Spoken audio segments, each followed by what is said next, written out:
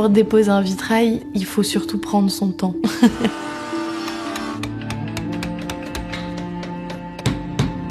C'est hyper stressant. Franchement, je trouve que c'est le plus stressant de tout l'aspect du métier. Parce que c'est vraiment le moment où on a la vraie préciosité du verre. Il fallait déposer 24 baies, les restaurer à la perfection et les reposer à la perfection en moins d'1 an.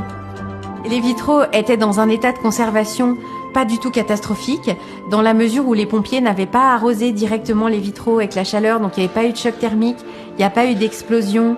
On a été tous étonnés de ne pas voir de casse de feu, de ne pas voir de plomb fondu, de les voir en place et costauds. Donc très peu de dégâts dus à l'incendie, mais vraiment plutôt des conséquences comme des dépôts de suie. Et surtout ces vitraux, ça faisait plus de 100 ans, presque 150 ans, qu'ils n'avaient pas été restaurés. Donc ils avaient vraiment la fatigue du temps accentuée par l'incendie. La restauration a pour but de redonner à lire, à voir le vitrail. Donc il n'y a pas de technique privilégiée, ça va dépendre de chaque projet.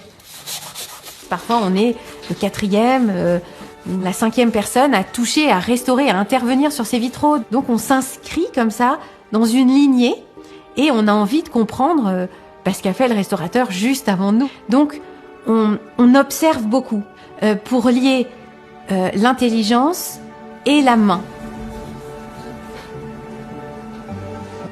Le vitrail, c'est vraiment à la croisée et de la science, et de l'histoire de l'art, et du geste, et de la spiritualité.